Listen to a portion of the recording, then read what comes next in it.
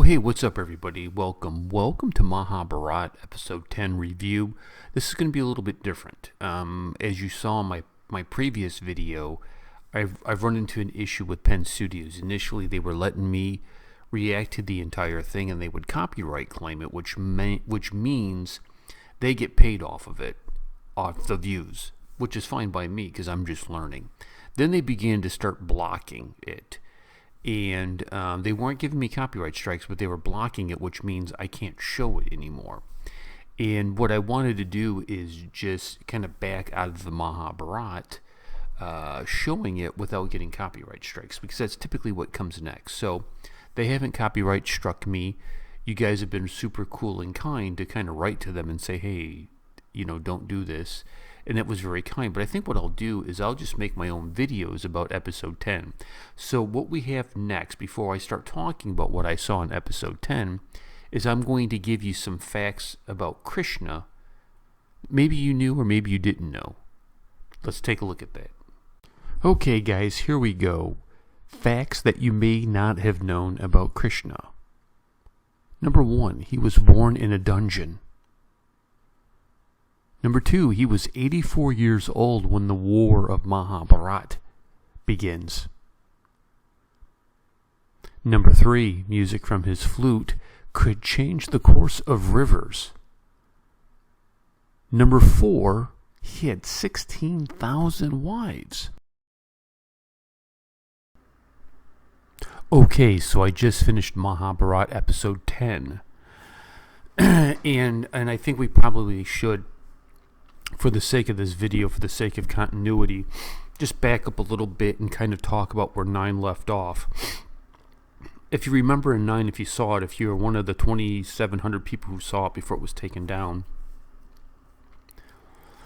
the Wheel of Time kind of stopped the episode and said, okay, here's what's going on. We have the two brothers, the blind king and his blind wife, blindfolded wife, are going to give birth to 100 demons.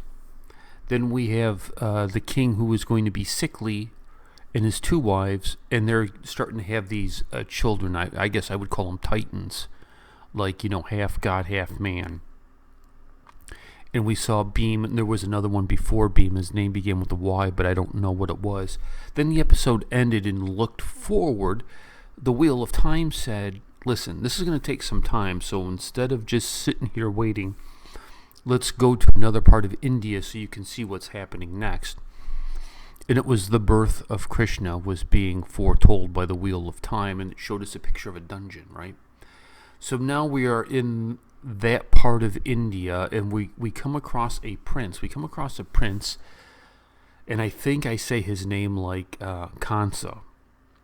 And Kansa is laying waste to everything. Kansa is the crown prince, so he reports to a king, his father, and he is just riding land. He is, robbing, raping, and pillaging everywhere, conquering other areas, other towns. He reminds me of Ravana in his lack of sensibilities, right? We see him being confronted by another king. And at first I thought it was going to be a war, right? But it wasn't. It was his father-in-law. And his father-in-law came out and said, I was just on my way to congratulate you, but I heard you were coming back, so I turned everybody around to come get you. And you can see the son-in-law is very skeptical of this guy. And you can see the father-in-law is very careful on how he talks to his son-in-law.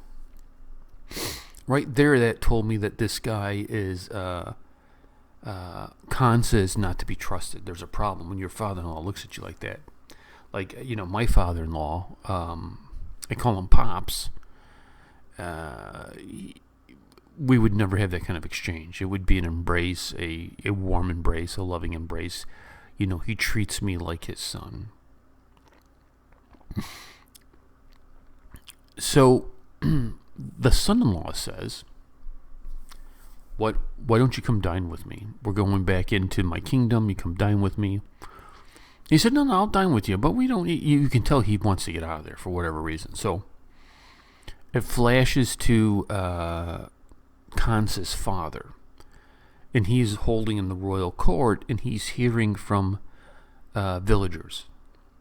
The women are on edge. They don't know if they're going to be raped next, right? The men feel like they can't be safe in their house, protect their family. The king is listening to this. The king isn't saying anything, right? He's just kind of like... They finish that up. He gets word that his son is back into the kingdom. And the son is coming to see him. And meanwhile, his dad, the king, is with the astrologer, and they're planning the daughter's wedding. And they're trying to pick a day that would be auspicious, so that it would be, a great marital bliss. He gets word that his son's coming. He's like, wait, he just got back from battle. He's not bathing? Is it bad enough that he's got the blood of the innocent on him? So you see that, like, oh no, this is going to be a problem. And the son barges in. Kansa barges in. And he starts putting it to his dad. And you can see he is looking for a fight. And he tells his dad, you need to you're a loser, okay, you're a loser. You're weak, you're pitiful. You're no longer king, you're disposed. I'm king. And here's your choice. You can either take off your crown, or I will take off your crown. And the dad kind of pauses and just looks at him. And I think for Kanasa to take off the crown, it would be beheading, is my guess. That he would have taken his sword and just cut off the head. Dude's a special kind of wicked. Probably would have been a great Congress Party member. Right now, everybody's mad, thumbing the video down. Boo, Professor, you're a stooge for the BJP. Boo. I'm joking. Put in whatever political party. I was just a joke. I was just going for a cheap laugh. And so he puts his father in the prison. He tells him, listen, and you see this. Well, now I start to understand that when you step away from being king in India, you kind of become a hermit. You become, more of a sage.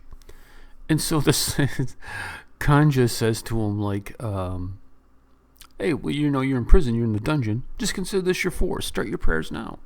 And you see the dad look at him just like, you know what? You're not my son. Your payback from a previous life for my sins. And they have words back and forth. And now we kind of get to the wedding. His sister, the daughter, is going to get married to a guy who knows him well, was a good friend. And he's coming to interrupt the wedding. And the sage comes up and says, listen. And I love, we saw this in Ramayana. And I've seen it in Mahabharat, when the sage or somebody is going to swear by something, whether they're a demigod or whatever. You get the lightning and the thunder, kind of nature kind of confirming the oath or the promise or whatever the saying.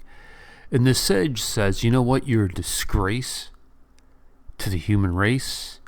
Her eighth son, I think it was the eighth, is that right, the eighth son, is going to kill you. And I can't wait. He's like, you know what? Forget you people. Forget you, Sky God. Forget you. I'll just kill her right now.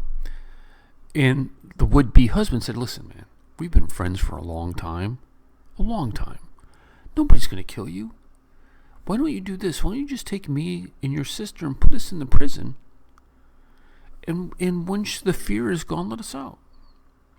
If you're that concerned about the eighth child, then when the child's born, kill him. And I heard that. I'm like, what? But he's playing the long game. I'm guessing he's playing the long angle with him. And so Kanas is like, okay, that's a good idea. So he puts him in there. And I think it was Kanas's own wife who started talking to him like how Ravana's wife would come to him and be like, what are you doing? What are you doing? And he has her put in the dungeon too. And it's like, everybody's in the dungeon, man. Everybody's a political prisoner. Again, I apologize that I can't do the full reaction like I typically do, just because of the copyright issues. But I figured this is better than nothing, right? So we don't really get Krishna yet. He's not born, but he's coming. He's on the horizon, right? Coming. And now I guess we're going to be dealing with Kanasa freaking out about who's out to get me, right? Very good episode. Very fun episode. And I'm looking forward to seeing how this transfolds without forgetting about what's going on in the other kingdom here with the demons and the demigods being born. And I tell you, back to that old kingdom, the blind king is a fool. That blind king is a fool, and he's going to lose his kingdom. He's going to lose everything, maybe his life. I don't know. But this guy, that king's got the goes. He's got the goes. Anyways, thank you so much for watching. I hope you enjoyed the video. I'll try to make it as entertaining as possible since we don't have the, the actual picture to put in there. And please like and subscribe and share if you would. I really appreciate it. Love you guys. Hey, Sumya, I'll catch you later. Shubham, I haven't heard from you in a while. I hope you're okay. Peace and much love to you guys. नमस्ते दोस्तों, अगर आप ये सोच रहे होंगे कि professor के शो में मैं क्या कर रहा हूँ और मैं कौन हूँ, तो मैं आपको बता दूँ, मैं वही हूँ जिसके बारे में प्रोफेसर ने आपसे कई बार बात की है और मेरे बारे में बताया है। जी हाँ, मैं उनका बहुत अच्छा मित्र, बहुत अच्छा दोस्त हूँ और मुझे लोग सिड के नाम से जानते हैं। और मैं एक इंडियन अमेरिकन हूँ। हम यहाँ पर pro India, pro Bharat, pro Hindu causes के लिए काम करते हैं, चाहे हिंदुस्तान में हो या अमेरिका में। और हमारा खुद का एक चैनल है इंडस लेंस, तो आप उसके लिए प्लीज़ प्लीज़ प्लीज़ हमारे यूट्यूब चैनल इंडस लेंस को सब्सक्राइब करें। और जैसे प्रोफेसर ने आपको बताया, मैंने और उनके साथ पहले कोई रेडियो शोज़ किए हैं। अब हम फिर से जो इंडस लेंस के इंटरव्यूज़ और रिव्यूज़ हम करते हैं, जो pro India, pro Hindu issues पर, हम वो darkskyradio.com पर फीचर करने जा रहे हैं। तो आप ज़रूर सब्सक्राइब करें हमारे इंडसलैंड यूट्यूब चैनल को और ज़रूर हमारे रेडियो शोज़ को darkskyradio.com पर ज़रूर सुनिए। नमस्ते, जय हिंद।